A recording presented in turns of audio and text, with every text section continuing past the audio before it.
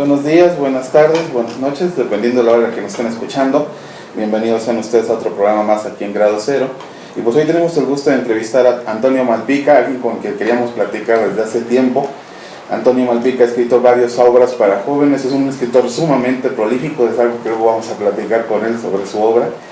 Y que hoy está presentando un libro muy interesante que es este, ¿no? De Apocalipsis Island, el capítulo México, que algo así, cuando yo lo leí me pareció algo así como el episodio de Rogue One en Star Wars, ¿no? Una historia alterna a lo que estaba pasando alrededor. Y pues vamos a hablar de esa obra. Ahora, Antonio, yo quisiera empezar preguntándote, tal vez, uno sobre tu obra. La primera cosa que a mí me interesaría preguntarte es, tú eres egresado de Ingeniería en Computación, una cosa que es muy pragmática, no es de mucha explicación, es más que nada de un trabajo inclusive solitario en términos de que no tienes un feedback más que con la máquina. Como es la literatura a veces, sí, ¿no? Pero en la literatura tú te has dirigido a un público que es muy, muy distinto, que es el de los adolescentes y de los niños. Sí. ¿Cómo es que decidiste salirte y cómo fue el inicio de que te sales de ese ámbito? Bueno, mira, así la historia súper resumida, porque si no nos vamos a llevar 3 programas, es que pues, me pasó lo que supongo que le pasa a mucha gente. A mí afortunadamente me pasó en muy buen tiempo y en buena edad, que fue descubrir aquello que verdaderamente te prende por dentro, ¿no? O sea, yo estaba estudiando ingeniería, pero me puse a escribir con mi hermano Javier teatro y ¡pam! O sea, nos dimos cuenta de que eso era realmente para lo que teníamos vocación. Aunque bueno, pues ya estábamos estudiando esta carrera además muy pragmática. Sí. Bueno, yo ingeniería de sistemas en física y pues seguimos estudiando, porque además pues era como algo muy padre escribir, pero tampoco nunca nos pasó por la cabeza que algún día nos podríamos dedicar a eso. Pero lo seguimos, ¿no? O sea, cuando tú descubres algo que te emociona y te apasiona de esa manera, no lo puedes dejar. Y eso fue hace 30 años, ¿no? O sea, no lo he podido dejar. Entonces, pues así fue, ¿no? Simplemente como darle coherencia a ese sentimiento interior de por aquí vas bien, ¿no? Y entonces me seguí, empecé haciendo teatro, luego ya empecé a hacer mis pininos en el cuento, la novela para grandes, y bueno, ya la llegada a casa fue cuando descubrí esta beta, ¿no? de mi imaginación, que eran los libros para niños y jóvenes, ¿no? Y pues por eso estoy también instalado aquí, ¿no? Una de las cosas que también tú trabajaste es que hiciste una revista que fue Asimov hace muchos años, pero ya no quisiste volver a hacer, y de hecho ya no has hecho un ejercicio tú editorial. ¿Tan mala fue la experiencia o es más complicado o algo que no te gustaba? No, fíjate que yo creo que pues ahí se conjugaron muchas cosas, ¿no? O sea, yo a lo largo de los años me he dado cuenta de que yo como editor no sirvo, ¿no? O sea, me meto demasiado con el texto de las personas porque soy más creador, ¿no? Entonces, de pronto yo creo que el buen editor es el que dice, esta es la voz del autor y ya, o sea, lo llevo, intuyo por dónde quiere ir, lo llevo bien hacia allá, ¿no? No lo jalo para donde quiero que vaya. Entonces, sí fue una buena experiencia, pero no era yo feliz, ¿no? Incluso, pues sí, yo metí ahí mis artículos y todo, pero pues evitando a todo el mundo, pues hacía Te generas más enemigos que amigos. La revista como yo quería, además de que pues tronamos por la principal razón, la económica. Entonces, pues sí, dice que vendíamos anuncios y etcétera, pero siempre he sido muy mal vendedor toda mi vida y ahí lo confirmé una vez más. Esto que platicas pues ya tiene 20 años, ¿no? Y pues fue una buena experiencia, era un periodiquito muy bonito, disque cultural, que entregábamos en la Roma y en la Condesa. Ya, pues, que llegaría como al número 8 o 9. Digo, aparece en mi currículum y todo, pero pues por no callarte las cosas, pero realmente no abono demasiado. Aparte de eso, ¿a ti te gusta el jazz? Tú eres músico. Inclusive tienes un libro en el que tú hablas inclusive de jazz. Bueno, jazz es el trasfondo de la novela, que es el de elementos de jazz. Sí. ¿De dónde te surge el gusto por el jazz? Mira, yo creo que casi la historia de mi vida en jazz y en todo lo que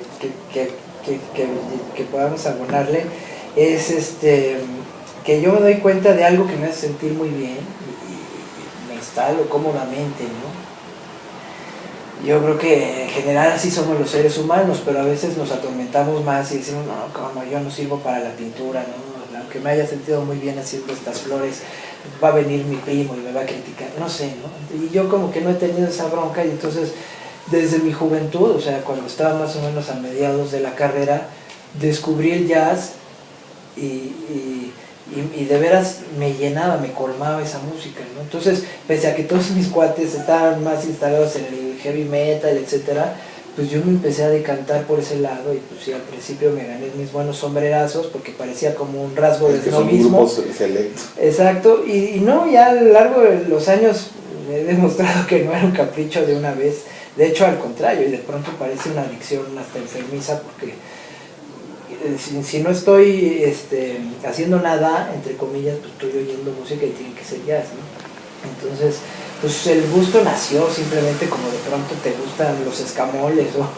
Sí. o viajar en bicicleta, no sé, y me quedé ahí pues, y estoy muy contento, ¿no? Incluso pues, lo que yo hago en piano, yo creo que, o sea, sí se puede catalogar como jazz pues porque improviso, porque utilizo ciertas bases armónicas, qué sé yo, pero pues en realidad es música, ¿no? Es música que yo trepo, en la que yo me trepo, perdón, y que disfruto mucho y ya, ¿no? O sea, Cortázar decía que a él cuando escribía en ritmo de bebop, porque le gustaba eso. ¿Tú no sientes en algún momento que hay una íntima relación entre la forma en que haces música y la forma en que escribes? Tiene que ser, yo creo, ¿no? O sea, yo creo que es como todo lo que te conforma, ¿no? Es como si te dijeran, ay, pues tú ya que eres mexicano, ¿tú crees que tu mexicanidad, no? Pues por supuesto, y demás cosas que te hayan pasado en la vida, ¿no? Yo no sabría decir que exactamente X ritmo o X género, qué sé yo, ¿no? Pero yo creo que sí, tiene que haber, porque bueno, pues una parte del proceso creativo que yo defiendo mucho y que hasta tengo como mi propio método y mi teoría, y cuando doy talleres impulso mucho a la gente por ese lado, es que le doy mucho valor a la improvisación. Cuando tú estás creando, siento que es tu deber improvisar, ¿no? O sea, no atormentarte con lo que está saliendo en ese momento de tu mente, de tu imaginación, con si es bueno, si es malo, si le va a gustar al que te está oyendo en ese momento. Sino dejarlo fluir, tienes que dejar que fluya y después te regresas y corriges, sí, tampoco es que digas, fui tan genial, te regresas y corriges, pero en el momento más puro de la creación tienes que estar improvisando, ¿no? Entonces, pues en eso hay mucho jazz, ¿no? Y te hacía esta pregunta de jazz porque creo que lo que haces ahora en este libro precisamente es un ejercicio de jazz, ¿no? Sí. O sea, tú te metes ahí como coberear, vas oyendo la canción y tú cogiste el piano y le empezás a meter tu feeling, y eso lo digo en este sentido para los que nos están escuchando, porque Apocalipsis Island es una serie que surge en España con Vicente García, y que lo que tú estás presentando es ya el octavo, creo que es el octavo capítulo, pero que propiamente no es un capítulo de la saga, sino una serie alterna a partir de los hechos que ellos habían platicado en esta historia. Entonces, en esta novela, en donde este grupo de muertos vivientes es controlado y surge este gobierno de ultraderecha, pues yo no sé qué sea mejor, la verdad, si el grupo de ultraderecha o los muertos vivientes. ¿Cómo te surge el deseo de entrarle a este rollo que estaba más fincado en España que aquí? Pues digo, literal fue una invitación de Vicente. Yo ni lo conocía, me contactó, me dijo que andaba buscando quién hiciera el capítulo México de Apocalipsis Island. Y pues yo de entrada, o sea, para serte honesto, tampoco me guiñaba mucho la idea de escribir algo de zombies. Pero pues como en todo siempre digo, déjame ver, ¿no? O sea, tampoco hay que estar cerrado a alguna posibilidad. Y entonces me dijo, pues ahí te van los libros, ¿no? Yo leí el primero, para serte sincero, o sea, y como para empaparme de la mitología, de todo el mundo zombie que él planteaba.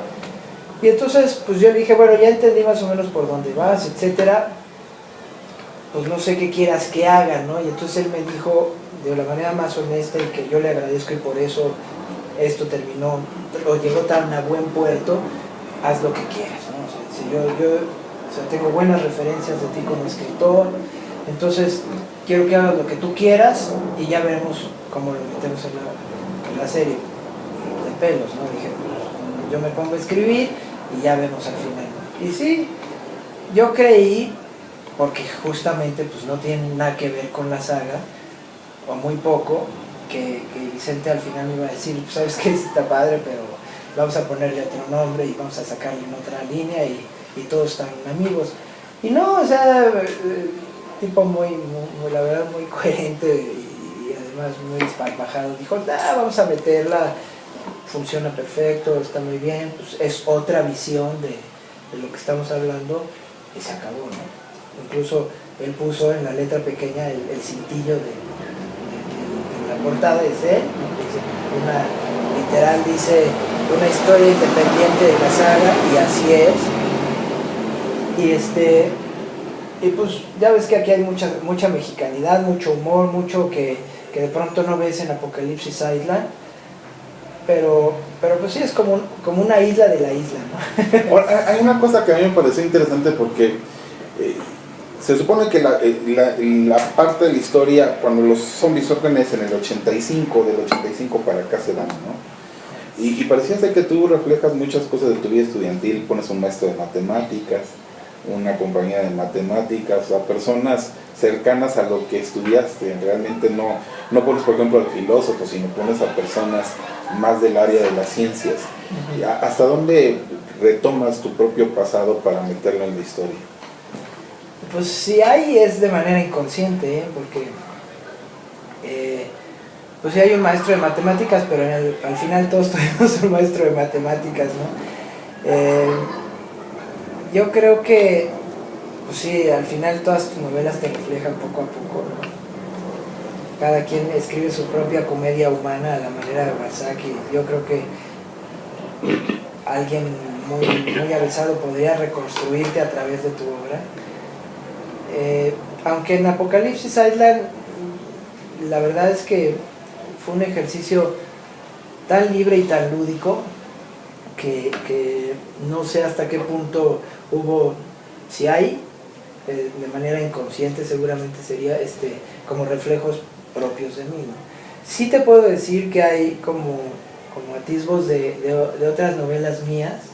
Específicamente yo ya había escrito una novela de ciencia ficción en el 2000, que se publicó en el 2001, que se llama El Impostor, que habla también de una Ciudad de México desolada y tiene como ciertos puntos de incidencia que yo quise recuperar, porque esa novela pues obvio ya se perdió en la noche de los tiempos. Sí. Y aquí yo creía que valía la pena un poco otra vez esa ciudad desolada, ciertos líderes entre oscuros e incidentales, ¿no? Y quedó en esto, ¿no? Entonces, pues yo lo que sí te puedo decir es que me divertí mucho, ¿no? O sea, incluso los personajes a mí me parecían necesarios y hasta cantados, ¿no? O sea, un héroe como Malesangre no puede ser de otra manera en una ciudad poblada de zombies y en donde pues, todos los días tienes que buscar qué comer un poco de la manera más primitiva, ¿no? Y siempre cuidándote las espaldas, ¿no? Entonces, pues casi que la novela hasta se escribió solita, ¿no? En ese aspecto. Una de las cosas que a mí me pareció muy interesante en tu libro con relación a las demás sagas de Apocalipsis Island es que en Apocalipsis Island ves como que el orden social y está muy preocupado por el surgimiento de los zombies y se unen, pero aquí en México no. O sea, hasta dentro del mismo grupo de personajes principales, Urquiza, Malesangre, Gustavo, cada quien como que está protegiéndose, cada quien trabaja para sí, cada quien está para su santo, y ellos se van a asociar aparte a otros grupos, no los hermanos del mundo, los boinas negras, se van a asociar con cada uno para sobrevivir, pero realmente no es como una especie de, oye, vamos a superarnos como orden social, no, vamos a superarnos como grupo, o sea, independientemente de que están al borde de un caos con los zombies, no se asocian ni se unen. O sea, eso lo ves propio de México, ¿cómo llegas a eso? Pues para serte sincero, yo lo veo más propio de la raza humana, ¿no? O sea, hay novelas como El Señor de las Moscas que te hablan de eso, ¿no? De que por mucho que haya como la buena intención de de agruparse para sobrevivir, siempre hay la pugna por el poder. Yo creo que está en nuestros genes, ¿no? Aún a la edad de los niños pequeños, ¿no? Entonces, yo creo que más tiene que ver con como yo creo que es la psicología del ser humano, ¿no? En general, en todo. Yo me acuerdo de una novela de ciencia ficción que se llama El mundo del río, de Farmer, que justo la premisa es esa, ¿no? O sea, se supone que es una especie de lugar tipo el cielo, en donde todos los que ya murieron van ahí, ¿no? Y corre un río por el mundo y se supone que no te falta nada, o sea, no tendrías por qué pelearte con el de al lado. Pues se pelean todos, o sea, llega un momento en que se hacen este tipo de segregaciones, y a mí me parece eso como interesante, ¿no? Ahora aquí pues en realidad la congregación tiene más que ver si vamos todos para un lado, pero también como que hay ese tipo de fricciones, ¿no? Incluso existe esta también como metáfora de pues nunca se ha disparado una bala en contra de otro ser humano. ¿Qué pasa el día en que ocurre eso, no? Y literal, como decía un señor, se caga el carajo toda, ¿sí? ¿no? Toda la ciudad. Entonces, pues sí, también no creas. Ayer me preguntaban en Primer Movimiento que si había alguna especie de crítica social en la novela. Yo creo que en el fondo todos hacemos una especie de crítica cuando hablas de las personas que te rodean, haya zombies o no, y me doy cuenta de que de pronto sí, ¿no? O sea, ya nada más esto ahorita, este punto que tú tocas, pues sí está un poquito infectado por el virus de la crítica social. De estos personajes, a lo mejor es mi percepción, pero siento que de los que más cariño le tienes es a Urquiza. O sea, es un personaje que a lo mejor no es el gran científico, no tiene una inteligencia mordaz como puede tener la persona discapacitada que participa, no es el hombre bravo que puede ser, o la persona brava que puede ser mala sangre, pero es alguien que siento que tú le buscas impulsar en la novela. Sí, tal cual, porque además, pues digo, en contraparte, por ejemplo, con el comandante Cerda, que también es niño, Teo ni él mismo sabe cómo se ganó el boleto de la supervivencia, ¿no? Pero ahí está, ¿no? Y lo mueve como esa necesidad de ser el rudo, de demostrar que está ahí por algo, y yo como que me da la impresión de que pues sí, a lo mejor es el autor el que lo está cuidando, pero como si hubiera de pronto gente así, con esa buena estrella, ¿no? De que como si hubiera alguien en algún lugar que está diciendo, no, tú vas por aquí, tú no te preocupes, ¿no? Y yo voy a hacer que la estampida de búfalos, ¿no? Te pase a un lado sin tocarte. Entonces, pues sí, es un personaje entrañable para mí en ese sentido, porque además es valiente al final, ¿no? O sea, al final te das cuenta de que aunque ni él sabía que era valiente. Exactamente, ¿no? Y luego se le llena el orgullo, ¿no? De hasta cantárselo a Mala Sangre, de mira Mala Sangre, yo también ya soy rudo como tú.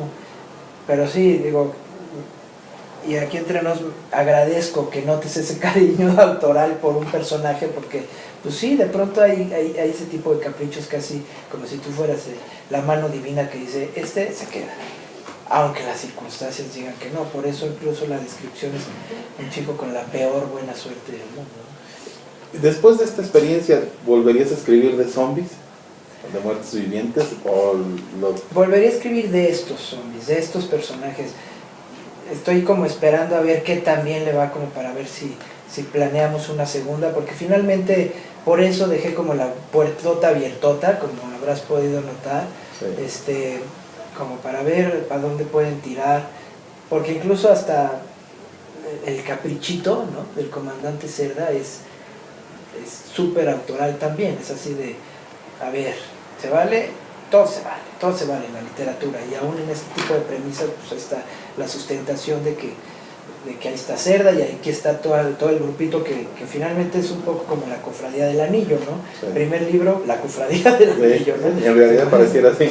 Entonces, pues vamos a ver, ¿no? De zombies en general, fíjate que es que a mí me parece que es un tema que da para mucho terror, para mucha explosión de sangre, qué sé yo, y a mí no me encantaba esa idea, por eso me fui por Sí, este en tu lado. obra casi no hay terror, casi no... Pues en la saga, pero aún en la saga del libro de los héroes, es un terror de pronto mesurado, entre comillas, ¿no? Entonces, pues aquí yo dije, pues no, vamos a quitarle esa carga, vamos a hacerlo más bonachón, entre comillas, y nos vamos para adelante. Entonces, volviendo a tu pregunta, escribiría yo creo sobre estos, vamos a ver si vale la pena, pero de otros zombies como que ahorita no me jala. Si no me jaló en principio, pues yo creo que no, a lo mejor, digo, nunca hay que decir de está bueno de beber y etcétera, pero por lo pronto, vean estos, no sé.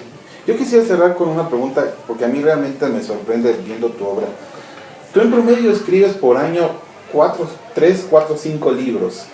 Pero por ejemplo en el 2011 te echas casi 10 libros. O sea, ¿cómo te llegan las ideas? O sea, ¿de dónde? O sea, porque no solamente es la idea. Yo entiendo, ahorita platicamos sobre la forma de hacer de jazz y de ir metiendo la música, de improvisando, pero ¿cómo le haces para... ¿Cómo te llegan las ideas y las vas desarrollando? ¿O vas escribiendo varios libros al distinto tiempo conforme te ocurren las ideas? O sea, ¿cómo es que lo logras hacer? Pues no, es que fíjate que es bastante más simplón. O sea, de pronto sí hay gente que dice que casi tengo ese superpoder. Y yo me he pasado la vida de veras desmitificando esa idea, justo como para darle cancha a todos los que quieren escribir, ¿no? Que de pronto parece, ay no, pues es que yo no soy Toño Malpica, por eso no escribo, y no es cierto. Entonces, tiene más que ver con el cariño que yo le tengo a la labor de escritor. O sea, mi punto es el siguiente, o sea, le tengo tanto cariño a la labor de escritor que no le tengo miedo y no me pesa sentarme frente a la máquina, aun si no tengo nada por escribir, ¿me entiendes?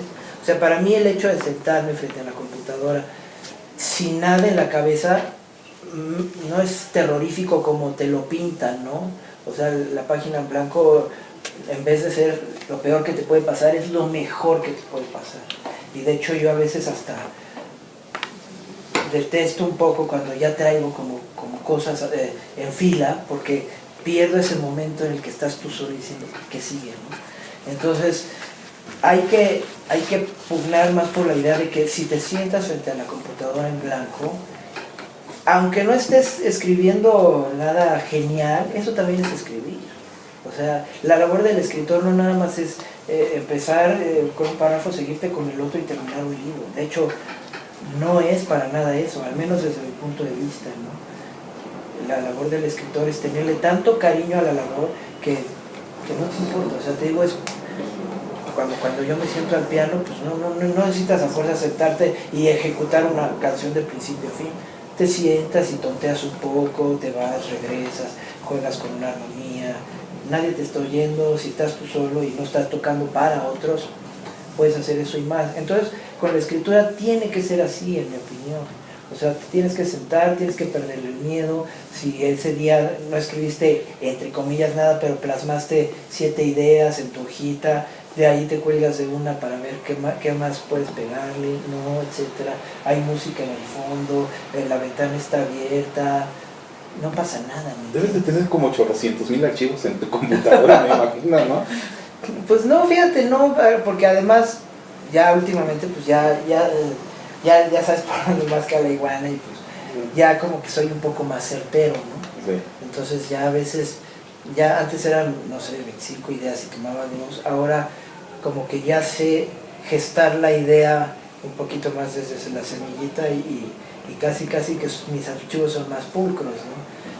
Entonces sí, sigo un método y todo, y casi todos mis talleres se van en función de eso, de que le pierdas el miedo a tu capacidad de escribir, que existe y ahí está, porque todos contamos historias y porque todos utilizamos la herramienta del lenguaje todos los días. Por eso yo digo, todo el mundo puede contar una historia, y es más, el que sienta la necesidad de contarla debería de hacerlo, porque si no, esa historia se va a ir a la tumba contigo. Entonces sácala si de veras sientes la necesidad. Si no, tampoco pasa nada, no todo el mundo tiene que escribir, pero si sí, sácala porque sí puedes, ¿no? Entonces perderle el miedo a esa capacidad, darte ese permiso es una, y la otra, pues ser metódico también se vale, ¿no? A lo mejor es en donde me ha ayudado mi chamba, mi labor o mi formación como ingeniero, ¿no? De pronto sí se puede ser metódico sin perderle el gusto a la escritura, y no pasa nada, te digo, o sea, puedes estar aquí dando una entrevista y después te vas a escribir. Pero yo no soy de esos de que, ay, tengo que escribir de 8 a 1, no, porque no. Más bien cuando te siéntete con ese cariño, con esa confianza, y salen libros, como lo acabas tú de decir, salen libros, ¿no? 1 o 2, no pasa nada en un año, o incluso si no sale, tampoco, ¿no? A lo mejor tu proyecto es de 1500 páginas, pero mientras estés disfrutando el proceso de llevarlo a cabo, enhorabuena, ¿no? Después de este libro, me imagino que ahorita vas a dedicar a publicitar esta obra, pero ¿tienes algo preparado para acabando esta obra? ¿Para este año todavía? ¿Para la FIL, por ejemplo? Sí, la presentación de la saga, del último de la saga, que afortunadamente pues sí, se formaron de esta manera, ¿no? Ya estamos trabajando ya en la publicación del último de la saga. Entonces, con eso vamos a cerrar el año. De hecho, la presentación va a ser en FIL, va a ser antes en FILIG, ¿no? Y pues es como que con lo que vamos a cerrar. Y pues escribir, pues todo el tiempo estoy escribiendo, ¿no? A veces, sí, claro, pues escribo un poco más de corrido, a veces no, pero pues ahí van saliendo luego los límites, ¿no? Pues, Toño, ha sido un placer platicar contigo. De verdad, el libro está interesante, ¿no? Venían mis hijas conmigo a esta entrevista, pero decía que ellas pasaron sin ver a la hora de ver Muertos Vivientes. Nosotros no hay cuentas, ahí me lo cuentas. Es un libro que está muy interesante para adolescentes. Muchas gracias, Toño. Gracias a ti. Hasta luego. Un gustazo.